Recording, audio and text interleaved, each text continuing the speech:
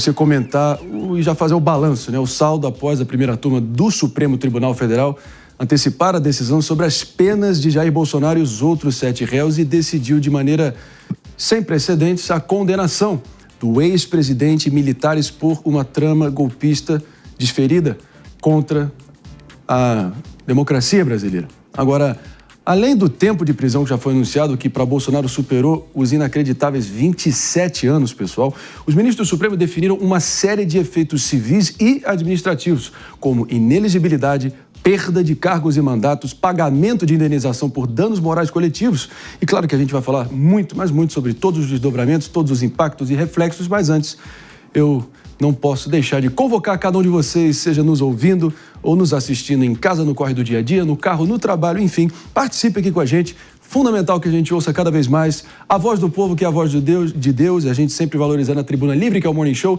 acessando os nossos canais, deixando sua opinião nos comentários, concordando, discordando, descendo a borduna ou validando, elogiando, por que não? E também canal direto com a produção do Morning Show no WhatsApp 119 1325 8055. Ouviu? Repita, Mano Ferreira, você está dormindo no ponto? Repita. 119 1325 8055. Agora, vamos já direto para Brasília. Um breve abre-alas aqui para a gente começar. Doutora Luciana Nepomuceno, o que mais saltou aos seus olhos? Porque, como eu disse, se tem algo que é incontornável, incontestável, é que é sem precedentes, literalmente, né? É sem precedentes o fato dos crimes que foram julgados para condenar um ex-presidente. Tribunal Federal, Perfeito. que foi a primeira vez que o Supremo Tribunal Federal se deparou mediante um crime, crimes, na verdade não foi crimes contra a democracia. Claramente, Marinho, nós temos que as penas, elas foram elevadíssimas pela gravidade que nós tivemos envolvido ali. Agora, o que me chamou a atenção foi um ponto muito curioso. O ministro Fux, que foi o autor da divergência, o que ele faz? Ele vem e se nega a votar na dosimetria da pena. Claro. E nós vamos retroceder um pouquinho aqui. E a gente ainda vai repercutir muito, então é só mais um abre-alas para a gente dar aqui, criar a atmosfera aqui. Vou com o Mano Ferreira também, um breve abre-alas e a gente já vai para Brasília entender o impacto por lá. Mano. Foi um dia histórico, Marinho, independentemente das paixões políticas e da polarização que toma conta do país hoje, a gente não pode perder de perspectiva que foi a primeira vez na história de uma república que nasceu com um golpe de Estado e que de lá para cá teve, segundo alguns historiadores, 15 tentativas de golpe entre as bem-sucedidas e as fracassadas, e é a primeira vez que o Supremo Tribunal Federal está condenando não apenas o líder político, mas 3 generais e 1 almirante. Isso é muito expressivo do ponto de vista da história do Brasil. E claro que a oposição usando isso para galvanizar apoio, para realmente ter apoio, não só na mídia, na pressão pública, para tentar de alguma forma conseguir avançar as suas pautas, que se a gente acha que esse foi o fim da guerra, acho que tem que ter muito ingênuo para imaginar que vai parar por aqui, muito pelo contrário. Mas, olha só, a gente vai dar uma pausa aqui até para repercutir mais adiante com toda a atenção que merece esse caso, indo rumo a Brasília nesse momento.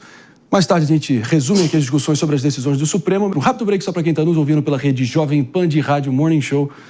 Volta já já. A gente segue adiante aqui, retomando aqui a pauta inicial, até porque, enfim, ainda há muita coisa para a gente repercutir, né, Jércio Peixoto? Proponho que a gente volte a falar aqui do julgamento histórico dos últimos dias, até para vocês terem uma noção aqui, pessoal, desde a proclamação da República em 1889. Nenhum presidente, nem militares de alta patente foram sequer indiciados, muito menos condenados, pelo crime de tentativa de golpe de Estado. Desde ontem, essa história mudou.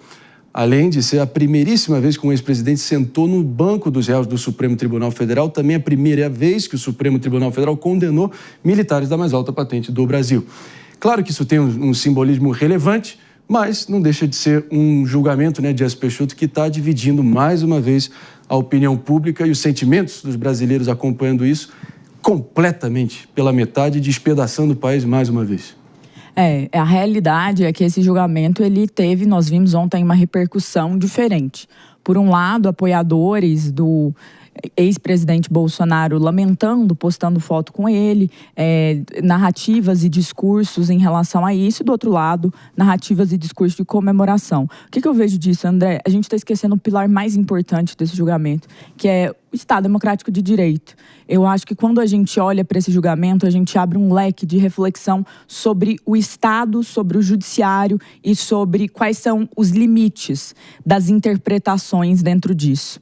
O que mais me chama atenção nesse processo é, sim, o voto histórico do ministro Fux, 13 horas, um voto muito grande, e que aborda essas questões relativas à defesa e às garantias individuais. Especificamente, reforço aqui a situação que eu acho a mais problemática de todas, que é a situação da imparcialidade parcialidade de um juiz. E a forma como nós encaramos um processo nunca deve ser como nós encaramos um jogo de futebol. Não olhe para esse placar 4-1 e pense que isso significa que seu time fez 4 gols e o time adversário fez 1, logo ganharam. Não dá para torcer assim. Por mais que você desgoste ou goste de uma figura política, você não deve gostar de condenações ou desgostar de condenações por visões políticas. Deve prevalecer a justiça, deve prevalecer a letra da lei, deve prevalecer todos esses critérios e não a vontade. Em dado momento, o ministro Fux, no voto dele, menciona que não é por discordar moralmente de alguém que aquilo deveria ser crime. Não é porque alguém possa ser um canalha, que o seja, que ele deveria estar na cadeia. E nós vemos no Brasil uma situação absurda, que os garantistas viram agora punitivistas, os punitivistas viram garantistas, e prova mais uma vez que não é sobre o valor, não é sobre o argumento, não é sobre a base, é sobre quem. E quando é quem, o jogo inteiro perde, porque é ad hominem, é você olhar para a pessoa e não para o sistema. Isso é um problema e o Brasil precisa endereçar isso. E, doutora Priscila Silveira, no fim das contas, para muita gente, né, a tese prevaleceu sobre as provas, por mais que elas existissem, o encadeamento delas, como elas foram trançadas e se realmente elas se comunicavam entre si, realmente segue altamente frágil para muitas pessoas. Para muitas pessoas também o fato que a gente já sabia de antemão, desde a largada, dado que o ministro relator não só era acusador, juiz, parte diretamente envolvida, eram favas contadas desde a largada. Então, o processo penal, se ele for uma mera ficção ou um incômodo, ou, não sei, uma abstração, né, impresso num papel, parece que é melhor, enfim, que a gente se contente que o Brasil realmente está vigendo agora o direito freestyle, de acordo com os caprichos ou conveniências pessoais dos juízes de ocasião. É aí que mora o perigo. Quero te ouvir. Marinho, a gente nunca pode comemorar a prisão de ninguém. Eu digo isso porque não estou dizendo que a gente vai voltar, igual a doutora Luciana colocou aqui, sobre a questão da impunidade. Quando alguém vai preso, quando o Estado demonstra ali, dentro do Estado Democrático de Direito, o seu lado, não é? Envolve liberdade. Eu acho que as pessoas devem ser punidas dos ditames legais. E uma coisa que, assim, só para fechar, né? Eu já vou te falar aqui. Eu então vou deixar o suspense, porque eu quero que todo mundo possa ouvir aqui o brilhante comentário da doutora Priscila Silveira, que está aqui com a gente. Pessoal, estamos de volta também para quem está nos ouvindo pela Rede Jovem Pan de Rádio Morning Show, segue a todo vapor. Claro, repercutindo aí nos reflexos, enfim, imenso. E em relação ao julgamento, a decretação das penas de toda a trama golpista envolvendo o ex-presidente Jair Bolsonaro e também a conclusão que chegamos. Doutora Priscila Silveira. Sim, como eu disse, a gente não deve comemorar, e aqui o processo penal, eu como estudiosa do processo penal, que sou e quero sempre sê-lo, a gente precisa dizer o seguinte: quando o Lula, o ex-presidente Lula, sofreu aquele processo, eu já dizia à época que havia ali problemáticas dentro do processo dele, e as pessoas me chamavam, lá vem a comunista. E hoje eu preciso também dizer que, de igual forma, eu visualizo, e eu não vou mudar aqui de opinião, a gente visualiza preceitos preliminares que foram ali violados. Sem entrar no mérito se eles quebraram, se eles não quebraram. Para o processo penal, a gente tem que dizer, como você colocou aqui, a suspeição. O artigo 254 do Código de Processo Penal, Marinho, ele fala, evidentemente, que se a pessoa tiver interesse, ela deve decliná-lo de julgamento. E eu sou incisiva nisso, processualmente dizendo, não há como um juiz ser imparcial, que é uma garantia de um sistema acusatório, ele julgando algo que ele teria, e não estou dizendo que ele teria interesse na totalidade, mas num ponto desse julgamento. Outra coisa, cerceamento de defesa, né, que foram ali colocados pelas preliminares, a própria prerrogativa de foro que foi discutida. Então, o voto do ministro Fux, né, por mais que seja ali aplaudido e também rechaçado, ele trouxe à baila garantias processuais que foram, segundo a visão dele, violadas, e eu concordo com elas, sem entrar na hipótese de que foi a abolição, porque aí a gente antecede o mérito. O que é isso, né, Marinho? Para para a nossa audiência entender. São questões processuais que serão e deveriam ser discutidas antes de se dizer sobre a punição que foi dada a eles. E aí o ministro Fux, qual que era a crítica para encerrar aqui? Claro. Ele sempre foi, se você pegar as estatísticas, né, envolvendo os votos dele, ele, principalmente a habeas corpus, ele julga 1%, né? E aí o que me chama a atenção, ao contrário do senso, é se um juiz que é mais, né, gravoso, mais incisivo, não tão garantista, ele olha, tem um olhar ali para o cenário das preliminares. A Jess aqui colocou uma coisa muito importante. Houve uma inversão, né, na judicatura ali, neste julgamento, claro que envolvendo pessoas, porque se é o Joãozinho que está com o HC lá no ministro Fux, ele não teria esse olhar garantista que ele teve. E eu, como advogada, doutora, nós esperamos que a lei seja aplicada. E ali, nesse caso, as preliminares, eu visualizo boa parte delas ali violadas, prerrogativa de foro, né? Cada hora o STF coloca ali uma decisão, olha, agora vai se estender. Ah, não, é só quando comete o crime. Então há uma insegurança, Marinho, jurídica, que acaba reverberando em todos nós, porque se uma ilegalidade, eu acho assim, a gente não, quando eu disse que a gente não comemora a prisão, eu queria dizer em seguinte sentido, quando uma ilegalidade é feita com o João, pode ser que ela também acabe sendo ou acabe acontecendo conosco, não é? É claro que nós aqui estamos nos manifestando sem ter acesso a toda aquela tera, né, 1 tera de provas, né? Mas ali há de existir mesmo sempre considerações para todos os lados, tá? E se um juiz que não é garantista dá, a gente tem que ter ali, Marinho, um olhar, né, mais voltado para essa esfera das preliminares que foram arguidas em especial. Meus amigos, agora está posto. Num intervalo de menos de 10 anos, condenamos um ex-presidente da República à prisão. E a gente sabe o que aconteceu no primeiro caso, né? Eu sempre digo aqui neste programa, nossa amada audiência sabe muito bem disso, algumas certezas nessa vida que todos nós partiremos desse plano em algum momento. A morte, os impostos e o amanhecer, o anoitecer, nem isso de vez em quando, mas de qualquer forma também que a política é cíclica, é pendular, os ventos vão soprar para o outro lado. E se vier um presidente de direita? E se esse presidente de direita mudar a configuração e a maioria do Supremo Tribunal Federal, com os ministros que vão sair, enfim, são muitos fatores em jogo e pode ser também por vícios processuais e o filme, que a gente já viu antes. De qualquer forma, eu quero acionar aqui, se você me permite, a gente não vai estar projetando na tela. Não foram só 2 ex-presidentes condenados. Minha gente querida também foi, recentemente. Mas eu digo no intervalo de 10 anos. Não, também não. Exato. Não, é que esse demorou muito. É que esse demorou muito. Só pior, é verdade. É que esse foi uma sequência, né? Começa lá nos anos 80 e continua. Exatamente. Não para. Isso é uma pantomima, uma patuscada. Mas de qualquer forma... Desde a redemocratização, apenas Fernando Henrique Cardoso não foi condenado ou impeachmentado. É isso, mas preso por mais, de um tempo mais prolongado. A ver como é que isso vai se dar. Claro que eu me referi ao presidente Lula, mas a gente, muito bem lembrado pela minha bancada, me complementando que foi o presidente Lula, agora o ex-presidente Bolsonaro e grande elenco. De qualquer forma, eu só queria trazer um comentário aqui, pessoal, se você me permite, da Eliane Crispim, ao vivaço aqui com a gente. Mande seus comentários, a gente quer sentir o pulso da nossa audiência e está aqui projetado na tela e ela cravou, né? Eu já vou, depois da leitura do comentário, já acionar aqui a reação da bancada, né? Se o processo era de tão grande relevância, como estão dizendo, isso só reitera a incompetência de ser feito pela primeira turma, deveria ter sido feito no plenário.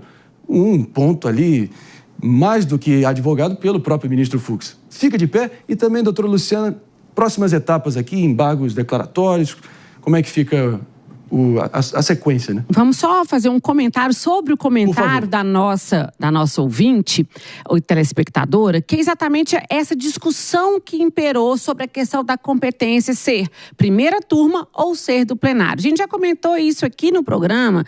Com a alteração do regimento interno do Supremo Tribunal Federal, que passou a prever a possibilidade das ações penais de competência originária, ou seja, os processos começam diretamente no Supremo, serem da competência das turmas. O que eu sempre advoguei é que por ter essa repercussão. Estamos falando aqui de uma ação penal envolvendo ex-presidente, militares de alta patência, que o julgamento colegiado, ou seja, formado pelos 11 ministros, um colégio maior do que o fracionário da turma, ele traria mais, não que não faça isso na turma, mas ele traria ali o posicionamento da corte em sua inteireza. Então, se fosse nessa perspectiva, caberia ao Moraes fazer igual o Joaquim Barbosa fez com o processo do Mensalão lá atrás e colocado a julgamento pelo plenário. Agora, a questão do porvir, nós sabemos que tem a possibilidade de se manejar um recurso chamado embargos de declaração. Mas eles têm eficácia limitada de cabimento. Só se tiver omissão, obscuridade, contradição, né, doutora Priscila? Naquele acórdão, naquela decisão. Porque teria uma outra possibilidade que seriam os chamados embargos infringentes. Mas para o cabimento dos embargos infringentes, o Supremo já decidiu, em outros casos, que seriam necessários 2 votos contrários, ou seja, precisaríamos de 2 votos no sentido da absolvição, e isso não aconteceu. Com isso, a possibilidade de interpor recurso por parte da defesa ficou muito limitada, só para o cabimento mesmo dos embargos de declaração, cujo prazo também é muito pouco, é muito curto o prazo para os embargos. 5 dias para embargar. Um prazo exíguo. Sim, um prazo super exíguo. Que significando o quê? Que acabando o julgamento dos embargos, trânsito em julgado. Sim. E com o trânsito em julgado, execução das penas. Eu vou acionar a doutora Priscila Silveira com um complemento importante. Vamos lá. Sim, não, só para deixar bem claro, as pessoas estão perguntando, e sempre perguntam, não cabem, a doutora acabou de falar, os embargos infringentes de nulidade, Marinho, lá no Código de Processo Penal, ele diz que quando houver uma decisão não unânime desfavorável à defesa, seria possível fazer embargos de infringentes. O que seria isso para a nossa audiência entender? Porque daí poderia eventualmente modificar esses atos decisórios de ontem. Então, o que acontece? Como tem 5 componentes na turma, como teve só um voto que foi ali desfavorável, o STF, em 2018, no julgamento do Maluf, eles tiveram esse entendimento de que, sendo 5, não seria possível que um voto só divergente fizesse cabo ou desse ali supedâneo para embargos infringentes de nulidade. Então, foi entendido pelo STF, ao interpretar o artigo 609, parágrafo único do Código de Processo Penal, que, em sendo julgamento das turmas, um voto só não seria suficiente para que fossem opostos os embargos infringentes. E se fosse possível, Marinho, aí teria a possibilidade mesmo de modificar. Agora, embargos de declaração, nesse caso aqui, na minha opinião, eles vão ser mais protelatórios. Em que sentido protelatórios? Porque só cabe em caso de omissão, contradição, obscuridade, e ali ambiguidade. Então, o que seria isso? Ele falou uma coisa, mas o outro falou outra. E é certamente que a defesa, ou as defesas dos acusados, oporão, farão aí a oposição de embargos para poder, eventualmente, se for o caso, buscarem ali alguma guarida em organizações internacionais, que eu acho que é o que a defesa está pugnando. Mas olha que o tanto que isso acaba sendo interessante em relação a isso. O embargo infringente, quando a gente olha para a situação de onde foi, está em 2018. Então, existem casos dentro do Supremo Tribunal Federal que houve este tipo de embargo com votações 4-1. Só que a jurisprudência... Pode continuar. A jurisprudência muda. E muda no caso do Maluf. Independente de ser o Maluf ou o Bolsonaro, eu acho que a lei... Eu acho que esse é o ponto.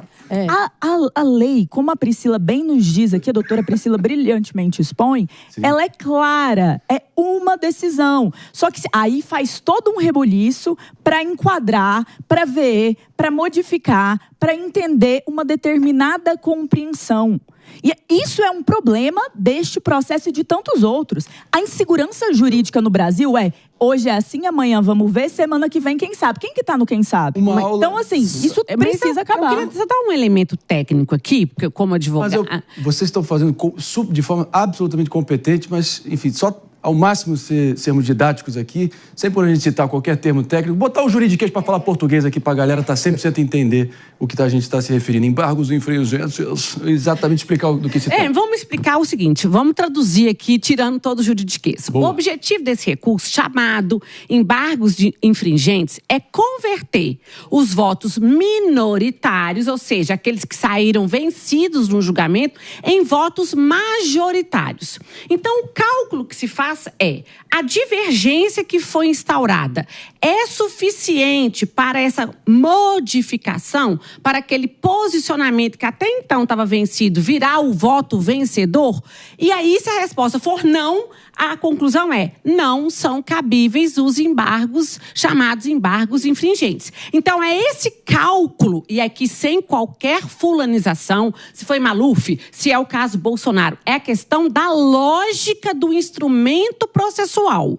Se não é suficiente para essa conversão, não vai ser cabível o recurso. Então, no caso, por que se firmou esse posicionamento no âmbito do Supremo Tribunal Federal? Porque um voto não é o suficiente para alterar aquele posicionamento dos 4, porque teria que ser, vamos chegar em 5. A turma é de 5 para você virar mais o difícil, posicionamento. Exatamente, porque não pode ser simplesmente um voto para poder falar, agora nós vamos com um voto virar. Não, eu discordo. Tanto mas eu estou falando a questão, tudo bem que você discorda, mas eu estou falando a argumentação que eles usaram para mudar. A finalidade desse recurso. Esse recurso, inclusive, era previsto não só na legislação penal, processual penal, mas também na legislação processual civil e foi, inclusive, extinto.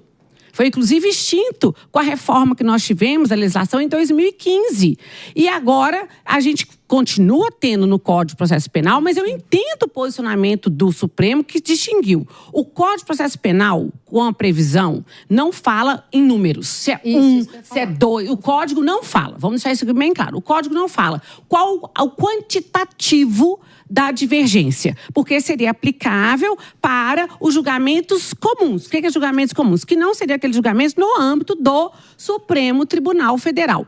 Porém, quando veio essa tese formulada pelo Supremo, e aí eu concordo com todos vocês aqui, da oscilação da jurisprudência. Aí que mora o perigo. É isso aí. Vamos chegar em duas situações. Eu posso refutar... São duas situações. Eu queria refutar a argumentação do Supremo. Só para concluir. São duas situações. Concluindo.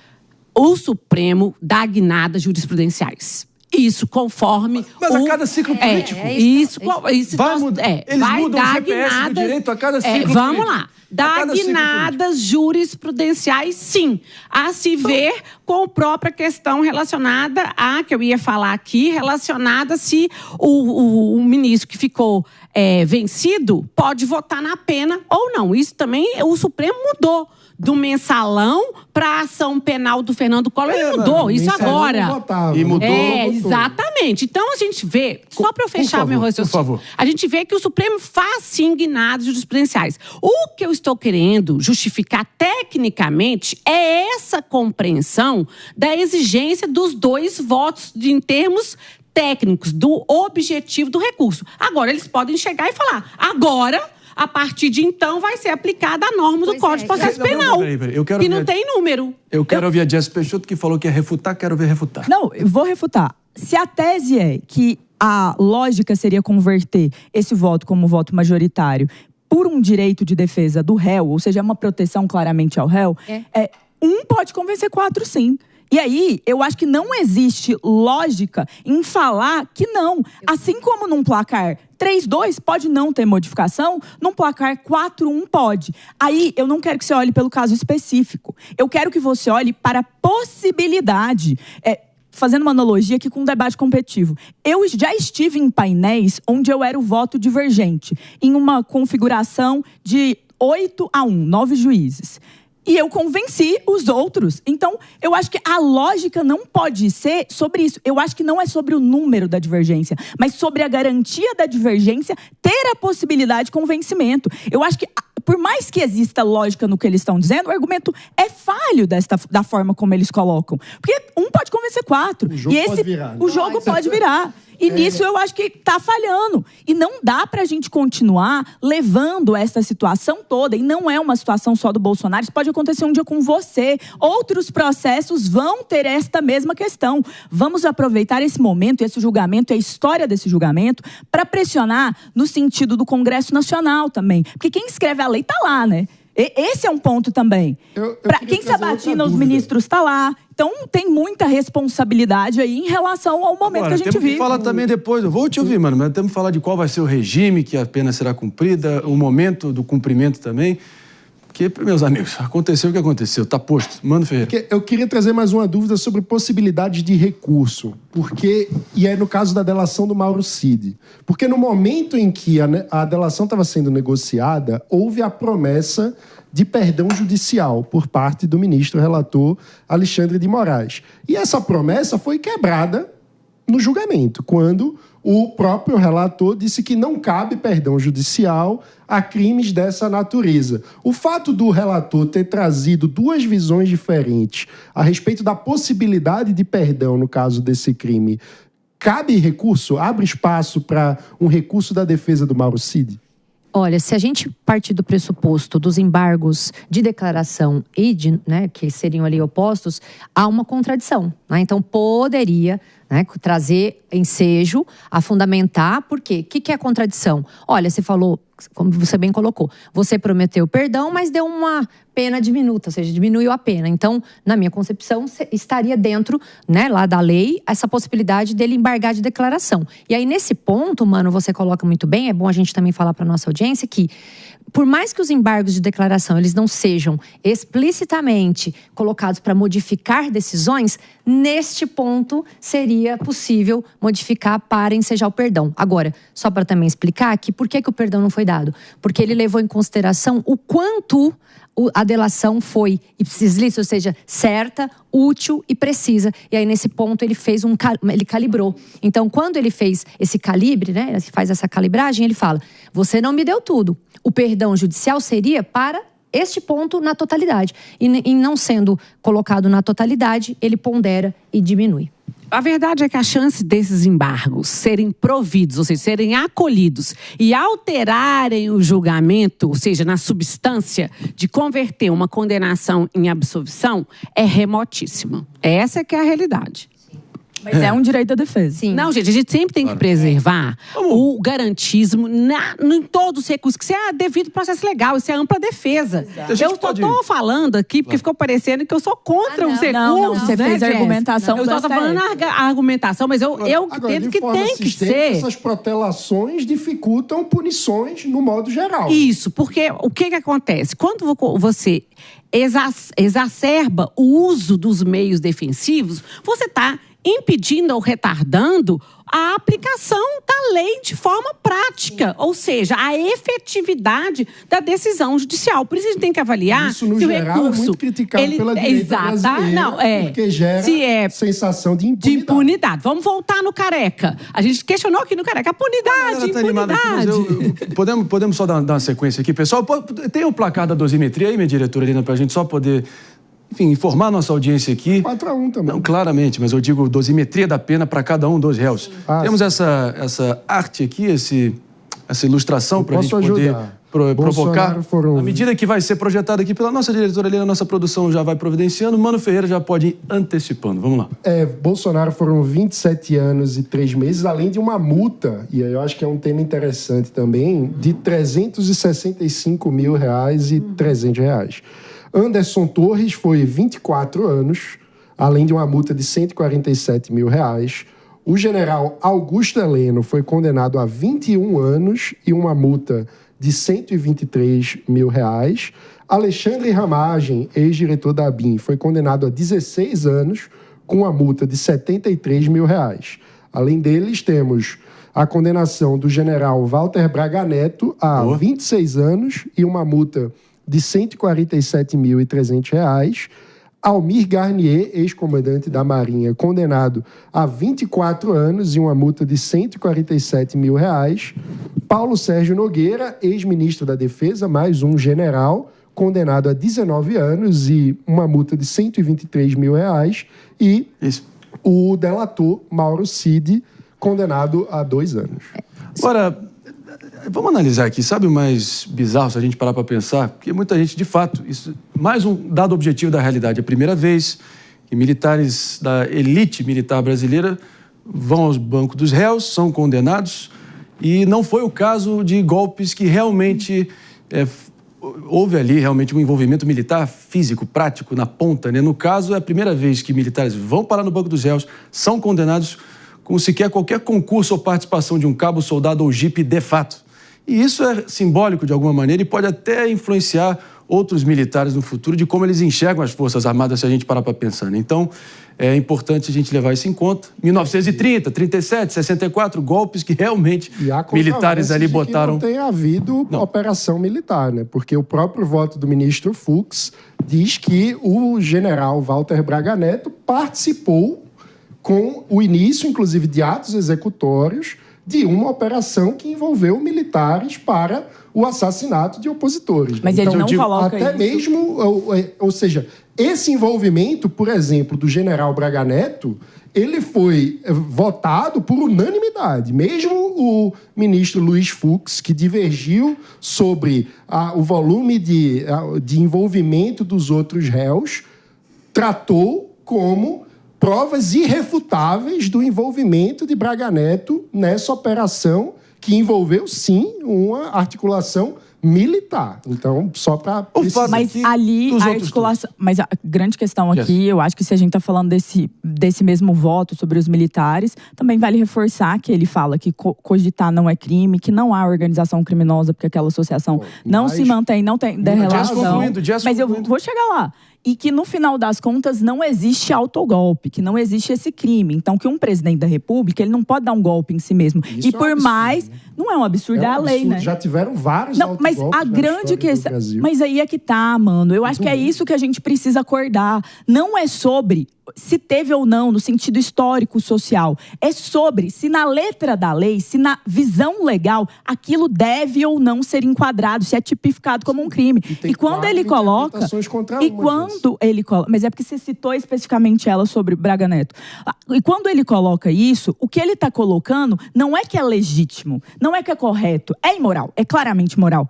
Mas ele está colocando que não dá para punir por isso. Não dá para falar que era abolição do Estado, que era um golpe de Estado. Mas no caso com do Braga isso. Neto, ele disse que mas dava. a grande... E aí, chega lá. E qual que é a diferença? Qual que é a diferença? Prova. A prova. É igual por que condenou o Mauro Cid? Porque o Mauro Cid tá lá e falou, eu fiz, são as minhas mensagens. E dentro disso, existe com o Mauro Cid e os demais ali do Kid Preto, uma relação de tentativa mesmo de colocar a vida dos ministros que também são em militares. perigo. Então, só para precisão dos fatos, Sim. que eu acho fundamental. Não há controvérsia de que militares de alta patente se engajaram em plano com a operação militar para abolir o Estado Democrático de Direito. Mesmo o voto divergente do ministro Luiz Fux decidiu que isto é um fato.